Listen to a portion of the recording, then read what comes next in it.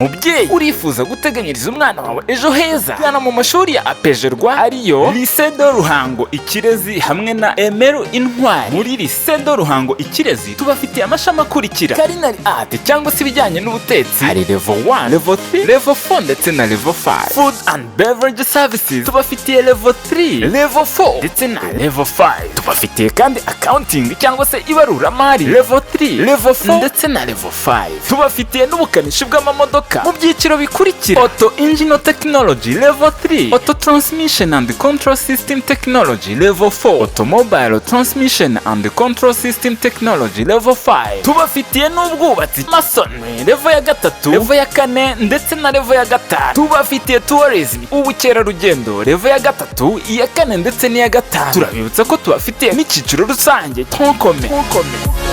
Naho muri Emeru Intwari tubafitiye amashami y'umwaka umwe akurikira: Automotive Technology ubukanishi bw'amamodoka level ya mbere, Hairdressing ubwiza no gutunganya umusatsi level ya mbere, Tailoring ubudozi level ya mbere, Masonry ubwubatsi level ya mbere. Muri aya mashuri yombi tubafitiye abarimu b'inzobere harimo n'abaturuka hanze y'igihugu. Tubafitiye kandi n'amacumbi y'abakobwa ndetse n'ay'abahungu. Abanyeshuri bacu bakora ingendo shuri mu gihugu ndetse no hanze yacu. Tubaha umwanya wo kwimenyereza umwuga mu bigo bijyanye n'ibyo biga. Dukorera kandi graduation abanyeshuri basoje amasomo yabo. Aya mashuri aherereye mu mujyi wa Ruhango hafi ya gare. Ku bindi bisobanuro mwaduhamagara kuri 0788636219 cyangwa se 0722356668. Mwanaduhamagara kandi kuri 0788836213 cyangwa se 0788202285. Mwanadusura kuri website y'ishuri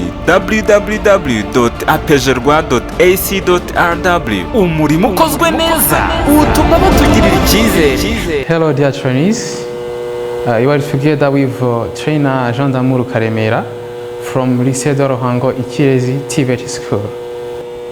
The business plan development is the one of the components of entrepreneurship. As you know, in level 3 we have the module called business creation. In level 4 we have business plan development, and in level 5 you have business organization. This is the component of level 4. As you see there, module code and name. The code of module is 401. That 4 indicates the level 4. Business plan development. The competency for this module is called develop business plan. It means that after learning this module, a learner will be able to develop business plan by his or her own. The learning unit 1 is called identify element of business plan. The learning unit in which we are learning identify elements of business plan, or identify the constituents of business plan. We have also the performance criteria, PC. We have 3 performance criteria on learning unit number 1. The performance criteria number 1 is called proper analysis of business environment in accordance with identified business idea. The second one is called appropriate conduct of business feasibility study in line with business environment analysis result. The third is called correct definition of business plan elements. On our topic, we will emphasize on the second performance criteria, which goes with appropriate conduct of business feasibility study in line with business environment analysis result. The learning outcome is the learning outcome number 2, which is called conduct business feasibility study in line with business environment analysis result, where the topic is conducting business feasibility study. So today in this session we're going to emphasize on how we can conduct business feasibility study. You could ask yourself, what is business feasibility study? How we can conduct a business feasibility study? Okay? And so on. So, don't worry. We're going to see on how we can conduct a business feasibility study and what is a business feasibility study. We have also the range, the content, the things on which we emphasize on or we turn around on. We'll see the purposes of business feasibility study. In other words, why business feasibility study? We'll see also the components, the steps involved while conducting a business feasibility study or analysis, and the importance behind why we've conducted a business feasibility study. When preparing this session, I had some objectives. Some objectives of this session is this. By the end of this session, the trainee should be able to define correctly the term business feasibility study in business planning. Second, identify clearly purposes of business feasibility study before developing a business plan. The next goes with identify clearly the steps involved in a business feasibility study in its development. The last is identify clearly importance of business feasibility study to the business, without forgetting to identify clearly the components of business feasibility study in development of business feasibility analysis. All businesses have to examine critically the action they take, whether the business is just starting out or has been in operation for a while. When you want to start a business, you have to examine what you want to do. Don't wake up in the morning and start a business without some examinations. Because when conducting some examinations, it helps you to find the risks behind, some of the roadblocks, some of the things that may threaten your business. So this is why all of the business have to examine critically the action they take, whether starting or even if you are in your operation. For example, for operation, for better qualification, you may think for product development. You may think for business expansion. You may think for diversification. All of those things have to be started with feasibility study in order to know some of the hidden things, some of the things that may threaten your business. We continue. Establishing the viability of an idea or action can ultimately determine whether a business succeeds or not. The best tool for determining this is conducting feasibility study. It means conducting feasibility study or that kind of examination will help us to succeed, will determine a success. It means if you have conducted some examinations and you find a good result, you find that the business is profitable, even it does not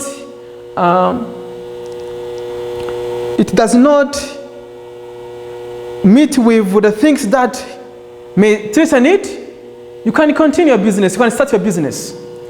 And the best tool for this is business feasibility study. Let's continue. The question feasibility study essentially tries to answer is, should we proceed with the specific action plan? It means the feasibility study will help us to know if we have to start what we've planned. On the top of determining whether the plan is viable, organization can use feasibility study for understanding the risk better and preparing for them. It helps us to know if our project, our business is viable or is practicable. So it helps the business to understand better the risks behind and get prepared for them. There are different kinds of risks that you can meet with while conducting a business. You can meet with operational risk. You can meet with technical risk. You can meet with compliance risk. You can meet with reputational risk. There are different kinds of risk.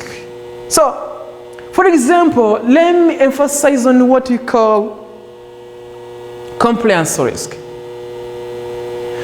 The compliance risk is a risk that you meet with when you don't obey or comply with the regulations or the law, what the law obliges. So it helps you to conduct examination or assessment to know whether you don't disobey those things. So it helps you to know if your business can survive. We continue. It is important to remember that feasibility study is not the same as business plan. Some of the people used to call business plan, to confuse business plan and the feasibility study, but they are totally different. For example, as we will see, you could have different business idea. The business idea is an idea that may come up in the mind of entrepreneur after scanning environment. You could get different business idea. So those business idea, some of them can be viable or can survive, others cannot. Some of them can be profitable, others cannot. Some of them can be practicable, others cannot. So this is why I'm going to give you more clarification concerning of this one. So after getting the business idea,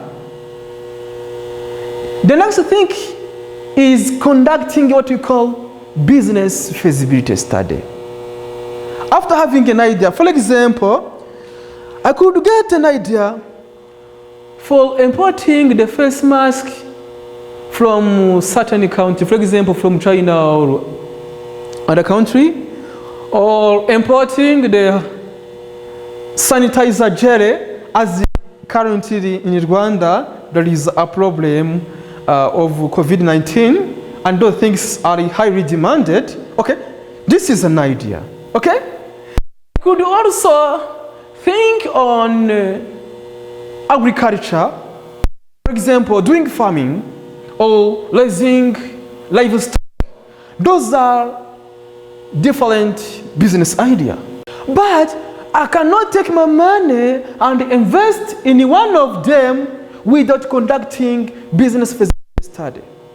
Because the business feasibility study will help me to know if the business could survive, if the business is viable.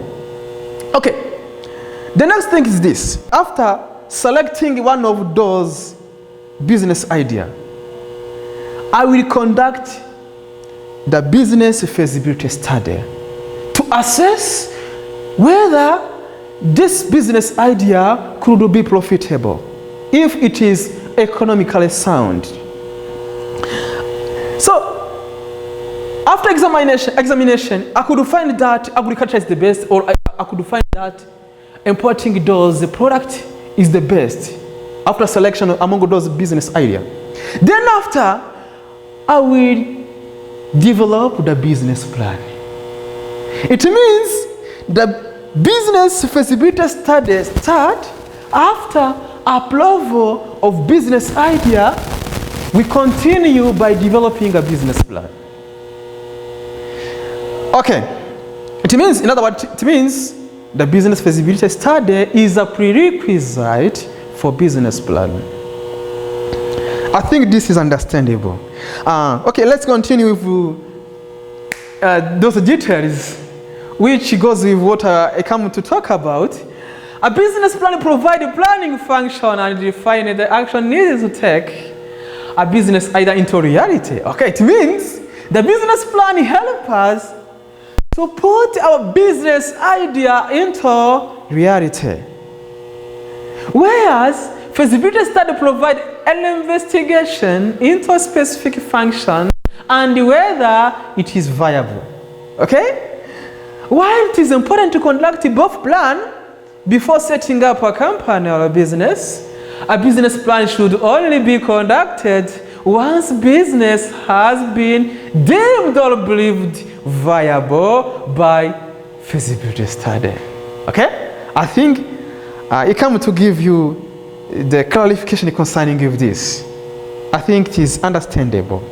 Let's continue. By the meaning of business feasibility study. As the name implies, a business feasibility study is used to determine the viability of business idea, to determine the practicability, the doability of business idea, such as ensuring a project is legally and technically feasible, as well as economically justifiable. It tells us whether a project is worth the investment. In some cases, a project may not be doable. Okay? Because after conducting investigation or some assessment or analysis on those two business ideas that I come to talk about, you can find that, for example, farming is good, okay? Or importing those product is good, okay? One of them could be the best one. We continue. There can be many reasons for this, including requiring too many resources, which not only prevent those resources from performing other tasks, but also may cost more than organization would earn back by taking on project that is not profitable. That's why. Briefly, in short, business feasibility study is a study designed to investigate the practicability of the business.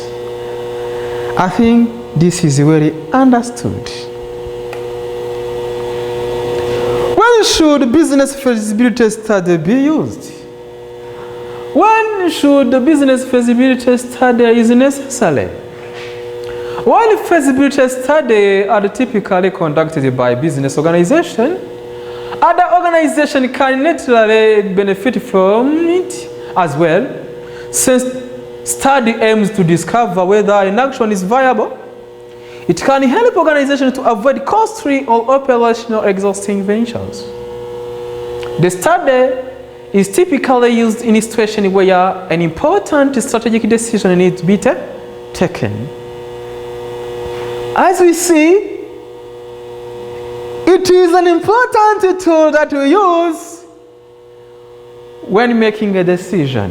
When entrepreneurs want to make a decision on a certain thing, on a certain project, the business feasibility study is one of the two. As we know, one of the characteristics of entrepreneur is decision maker. He decides on location. he decides on a product to manufacture. We continue. This can vary, and some of the example situations include changing the business location.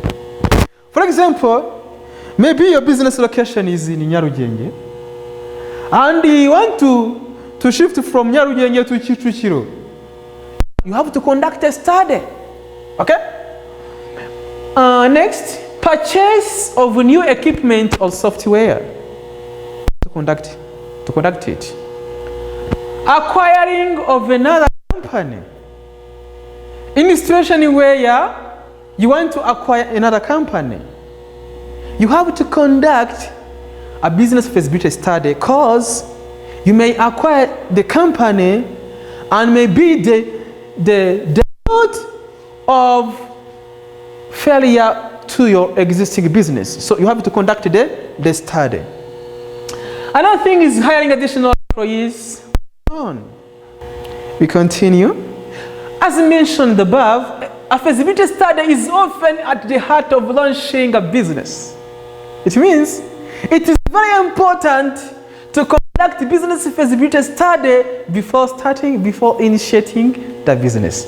It can be the key to launch a successful startup, as it helps to underline the future pain points and to determine whether the plan is viable in the first place. I think it is viable. Overall, a feasibility study is the perfect tool for situations where the impact is likely to be big in terms of operational or economic significance.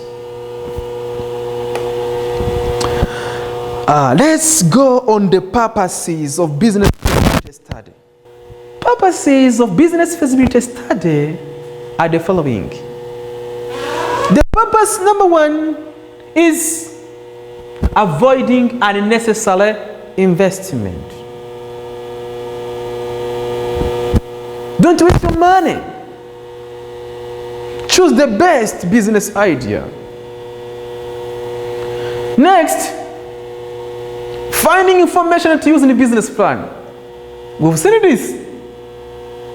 After finding the best business idea, after conducting a business feasibility study, the next step goes with developing a business plan. So, it means that the business feasibility study will help us to find information to be used in business plan development. Another thing is a clear understanding about the business, deep understanding about the business, and find out if the business will be workable. There is some of the constituents or components of business feasibility study. A product feasibility. The product is at the heart of the business. It could be tangible or intangible. The customers come in our business, in your business, because you have a certain product. You provide a certain service. So you have to conduct what you call product feasibility. Product feasibility goes with assessment of the product being proposed, the product that you are proposing, in the sense that it is what customers want. It goes with assessing whether the product you want to sell is in sense with what customers want.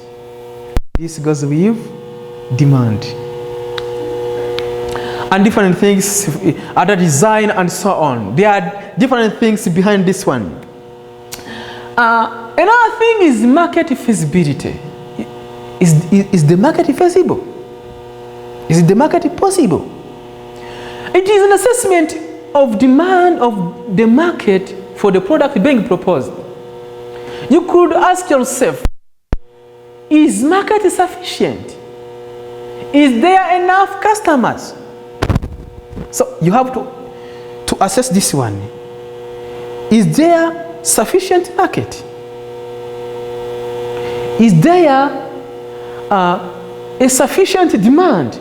Because if you have business, if your product may be demanded by at least only 5 person or 5 customers, small customers in a month, you cannot be able to pay the rent and the other operational costs to satisfy them.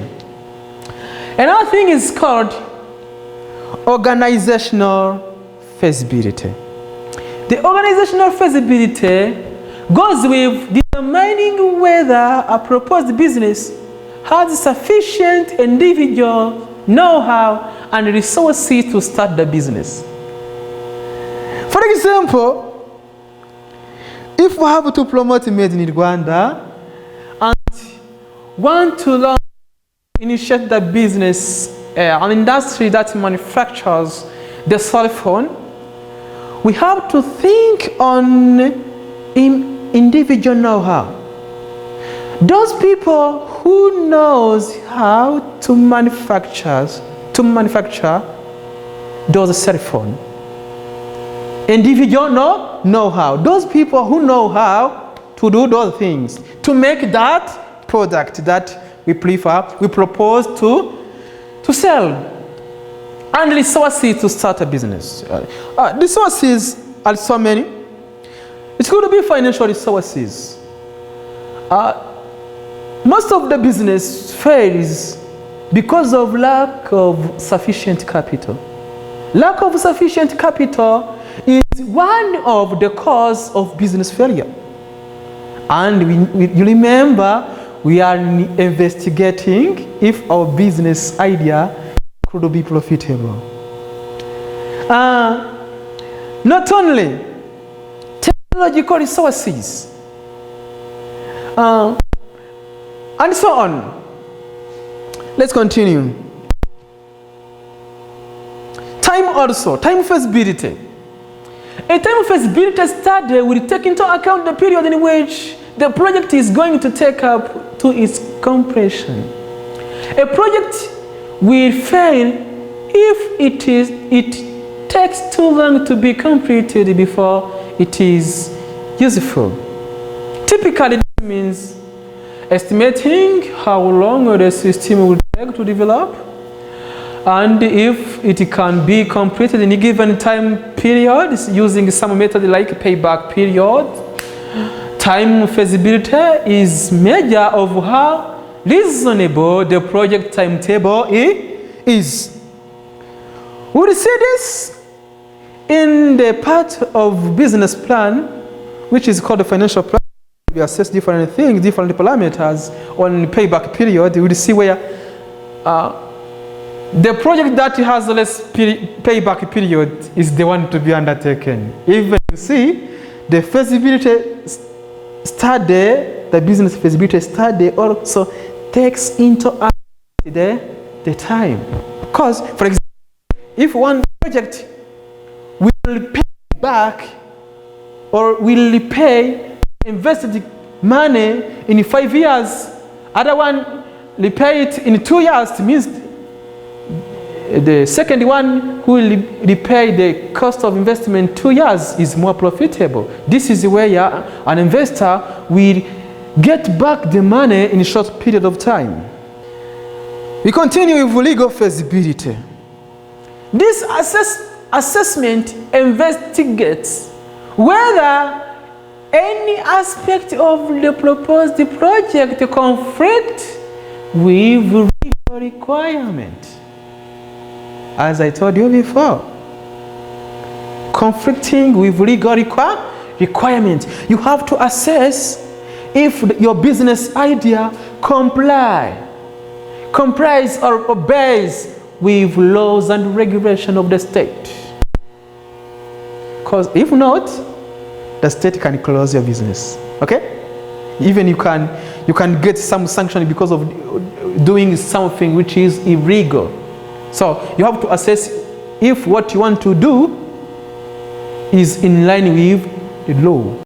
Next is financial feasibility. The financial feasibility is an assessment of capital requirement. Do we have the required capital? In the startup plan, you enumerate different things that are required in order to run your business. Do I have the capital required? You would have your equity. If your capital is not sufficient, you can apply for loan. It is usual, it is possible. But if the amount of money required, the cost of investment does not meet with your existing financial capability, it means that you are in the line on the pit of failure. Return on investment. Okay, return on investment. Generally, attractiveness or magnetism of investment. I mean, financial plan. The last, which is not the least for component of business feasibility study, is recommendations and conclusion. This involves of telling what the result means and what action should be taken as a result of findings.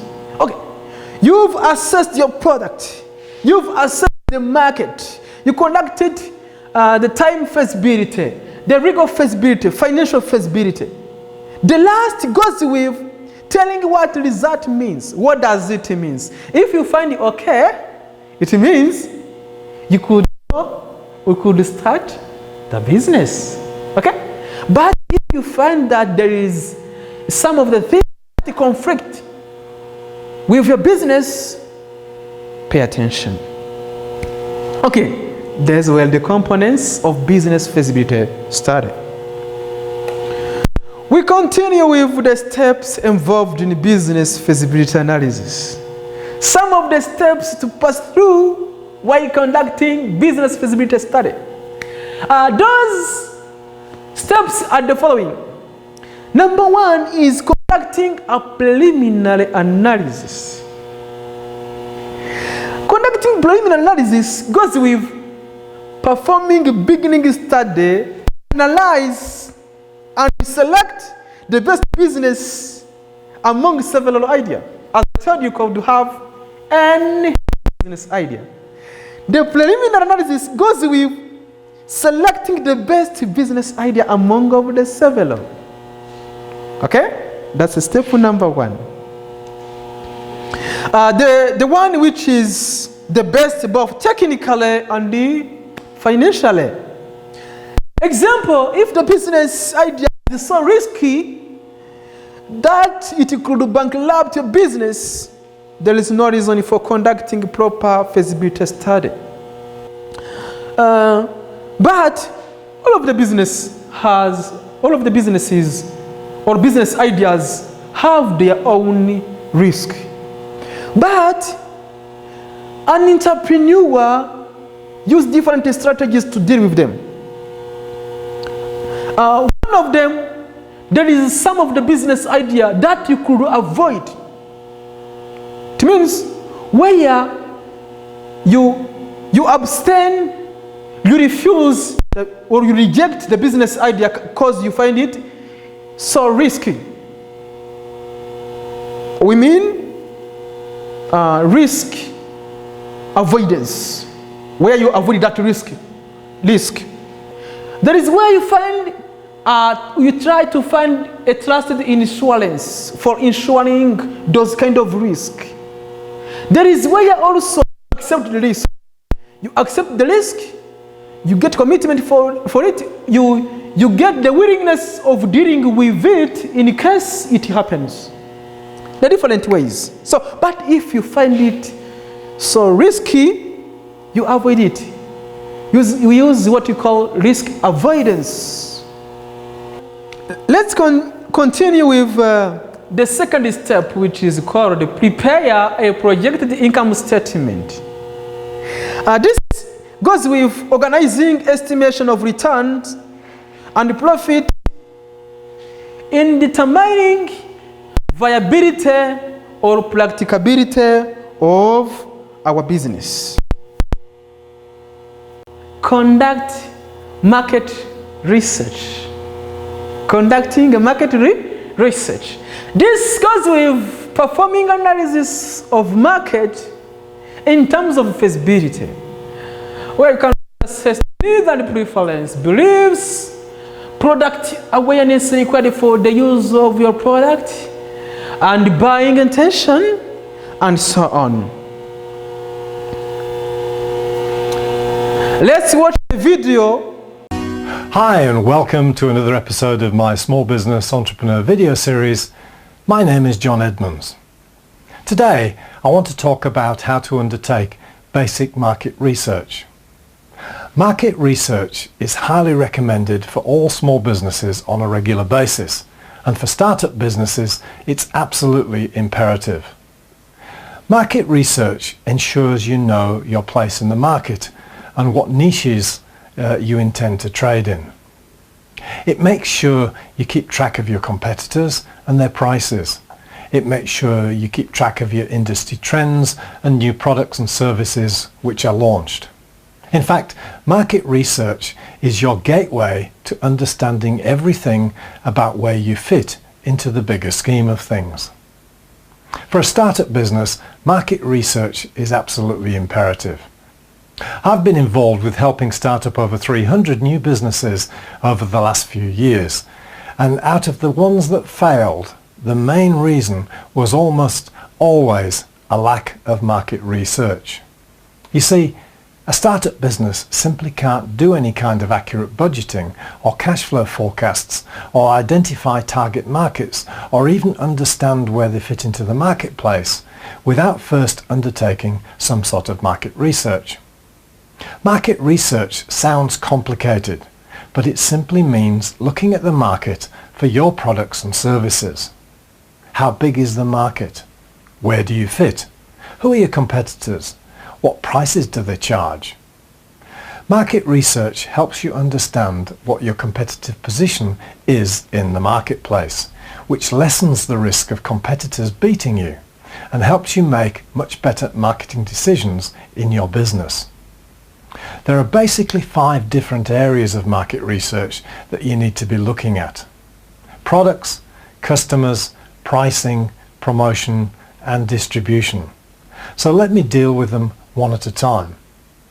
Firstly, product research is examining what you're selling and how it compares with similar products in the market. For example, you need to ask what the features, advantages and benefits of your products are compared to your competitors. A simple comparison chart listing these might be the best way to go about it. During product research, you'll discover what kind of market share that you might get and what you could attract.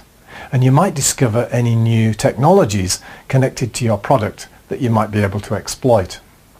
Secondly, there's customer research, which examines who your customers are and the numbers that might buy your products. You might break down your customers into target niches, such as by age or by geographical location or by income. The more you segment your customers, the more you can market and sell to the various niches. One of the things to look for is how loyal customers are to your competitors, and what is it that makes them change to your product. For example, you might decide to survey customers and gain their opinions about your product and about your competitors' products. You might compare what after-sales service your competitors provide against what you are prepared to provide. Thirdly, you need to undertake some pricing research. This is key research because it will probably define what you're going to charge. In another video, I talk about how to set prices, so you might like to have a look at that video. You need to be competitive, but you also need to be profitable. If you're a startup thinking that you'll undercut all your competitors, then you need to think carefully and do your sums. Your competitors have been around for a lot longer than you, and there will be reasons they charge what they charge, and it might not be profitable to charge any less. One thing to look at is what kinds of discounts your competitors provide and whether your price points can match theirs. For example, do they offer loyalty bonuses? And if so, what do you have to do to compete? Fourthly, there's promotion research, which looks at what you're going to spend on promotion. Online, advertising, exhibitions, conferences, public relations, publicity, sponsorship and the like. And then compare that to what your competitors appear to be spending. You need to ascertain, as far as you can, what impact your advertising has against what impact your competitors' advertising has. Compare your marketing activity with your competitors. How do they advertise? Do they use newspapers, television, mail shots, email, in-house leaflets, etc.? How often do they promote? And what products do they promote the most of? The answers to these questions will provide you with answers to how you're going to promote or how you need to change your promotional ideas. Fifthly, there's distribution research, which examines how you get your products and service to market. There may be both direct and indirect channels of distribution. In some cases, depending upon the nature of your business, there might be intermediaries such as sales agents or wholesalers in between you and your customers. The question is, in what ways are you the same or different from your competitors? For example, if you sell a lot of products, then does bulk packaging help or hinder your sales? How do your competitors package their products? With market research, you really do need to know what you need to know before you undertake the research. Of course, there may be things that you don't know, but that will be likely exposed during your research. For example, there may be competitors out there close by that you didn't even know existed. So how do you undertake all this research? Firstly, there's internal research, meaning within the business. This type of research is usually free and just takes up a bit of your time or somebody else's time. You can often glean information from your own computer or data systems such as customer numbers, which products sell and don't sell, best sellers, worst sellers, different sales in different locations, staff and customer opinions, etc. Secondly, there's external research. Some major sources of external research are the internet, obviously, libraries, government agencies connected to business, chambers of commerce, other marketing databases, Bureau of Statistics, business magazine articles, newspaper write-ups, technical data, trade and industry associations, and also your local college or university. You might be able to think of many more. Of course, the information from these places is unlikely to be in the form that you want it, and you might need to do quite a lot of reading and analysing. Thirdly, there's field research, which means going out into the world and using observation and experiments and questions to gather your data. Observation might include visiting your competitors and actually watching what people buy. An experiment might be to do with a taste test if you have a new range of confectionery, for example. In respect to questions, you might simply put together a survey questionnaire and ask people in the street to answer them for you. And I often see people in the street with questionnaires. You often wonder what they're doing, but often they're just doing market research for business.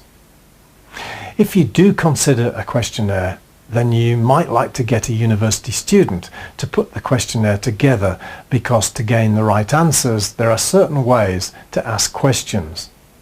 Questionnaires should always be designed by somebody with technical skills, because if not written properly, a question might evoke the wrong responses, which can lead inevitably to incorrect research data.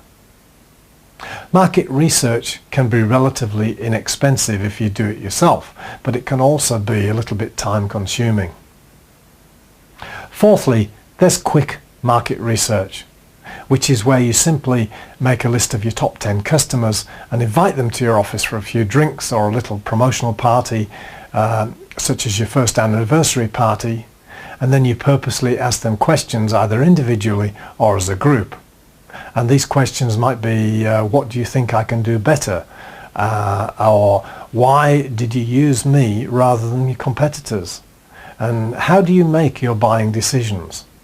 In academic circles connected to market research, you'll hear the words quantitative research and qualitative research, and you need to know the differences between the two. Quantitative means quantity. You have to have research samples big enough to provide reliable information, and this might mean asking 100 people rather than 10.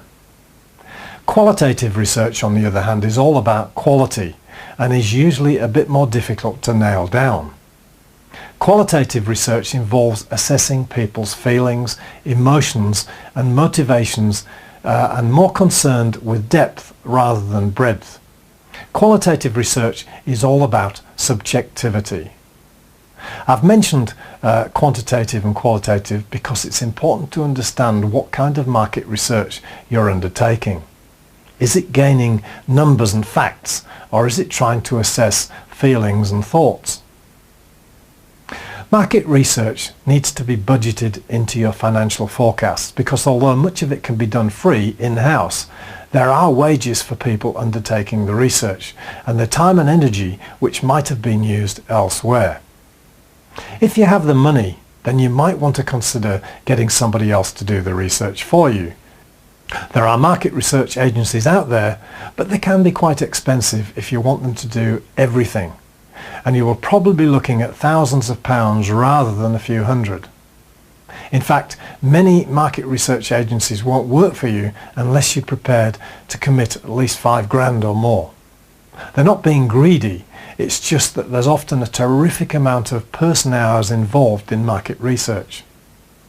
If you do decide to appoint a market research agency, then organise to spend a couple of hours with them first. You need to spend time with them to assess how professional they are, what their costs are likely to be, how they actually work, and how comfortably you'll be using them. If you go into a market research agency with an open checkbook, then you can be sure that they'll find ways to spend your money, because market research can be as big or as small as you want to make it. Therefore, you'll probably also need to discuss where savings can be made by scaling down some of the research and discussing what's possible for what you can afford. Another option for doing your market research is to hire a freelancer. For example, some university students, business students, might be interested in doing paid market research work in their spare time or vacations, rather than working behind a bar. It's not unusual for university lecturers and tutors to help businesses find market researchers from their student population. The tutors may then tie the market research project into the student's learning program. So it's always worth checking with the business school at your local university.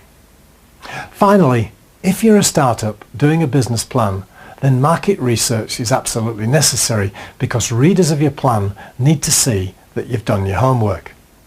They need to see, for example, that your projected figures in your cash flow and profit statements are based upon good market research and not just simply plucked out of the air. In closing, if you've ever watched Dragon's Den on the television, you'll have heard the words market research constantly being mentioned by the dragons. It's so important, but it's also so easy to be tempted not to do market research. I can only say this: if you don't do market research before you start your business, then your business has a lot greater chance of failing than if you did do your market research. Thank you for watching. I trust you found the information in this video helpful. We continue with the step number 4. Step number 4 goes with plan, business, organization, and operation. This involves preparing how you will structure business and how you will carry out everything you present. Step number 5 goes with prepare an opening day balance sheet of new business. Balance sheet is a financial statement that summarizes companies' assets, liabilities, and shareholders' equity at a specific point Step number 6. Review and analyze your data. This is the best time to review and analyze all of your data. Analyze your findings. Evaluating study carefully and examine findings or examine the result. After conducting those kind of examination and finding certain results, the final step goes with making a decision. We call it make go or no go decision. Let's continue with the importances of business feasibility study. Why business feasibility study? What's benefit to the business?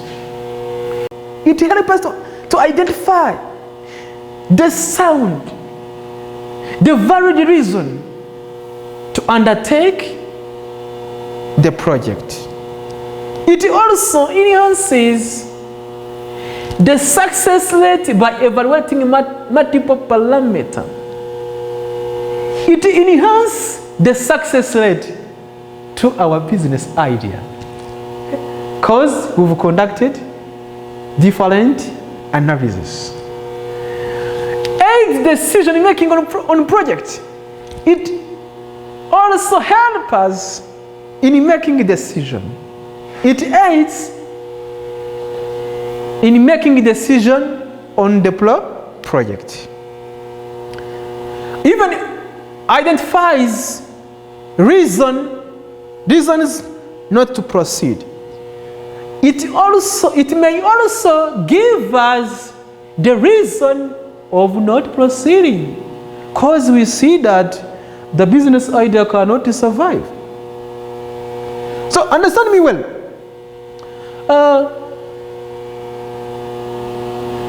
After getting the business idea, there is two terms that we use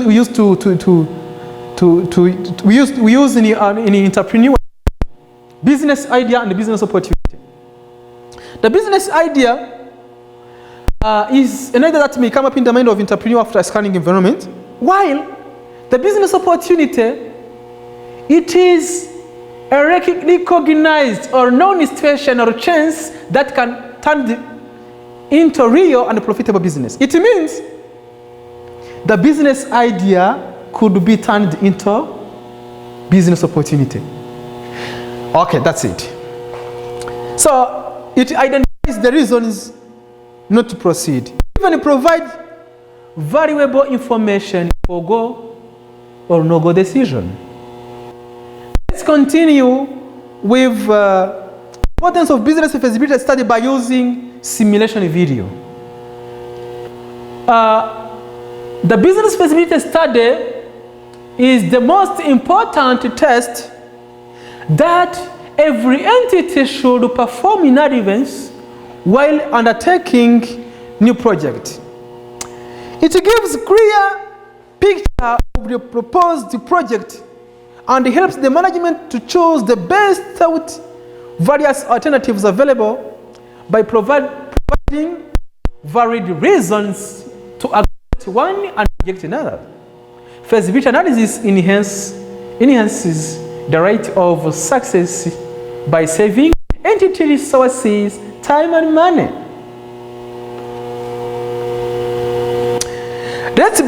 This is the end of the session. Let's back to our objectives.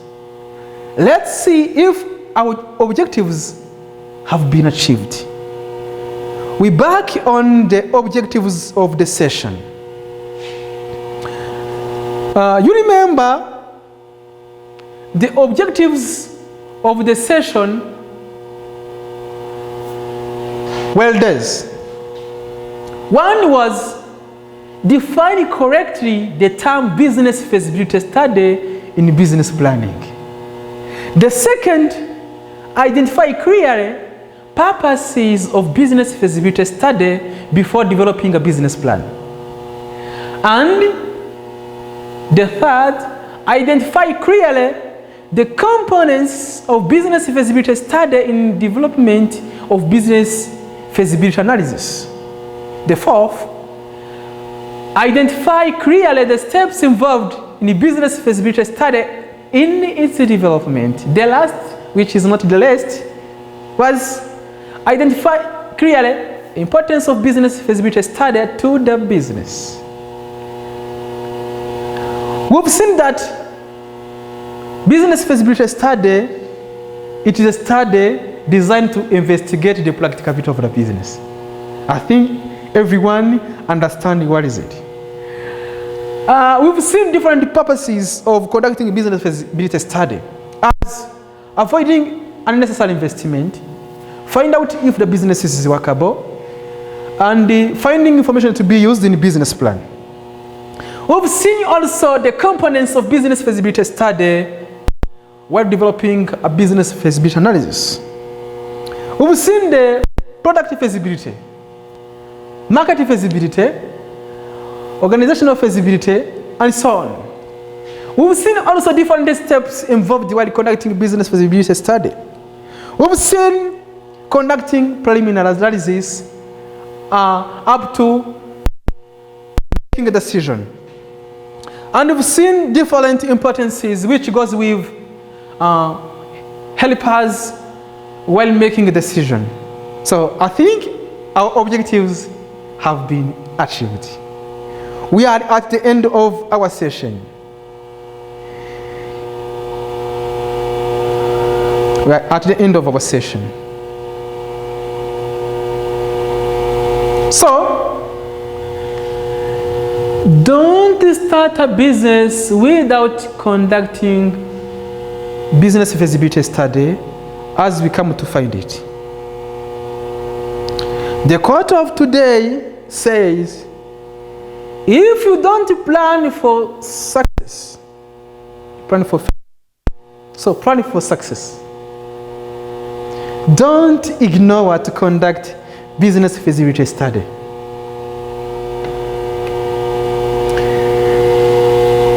This is the end of the session for today. Next time we will learn on element of business plan. After learning on business feasibility study, next we'll learn on element of business plan. Stay safe and healthy.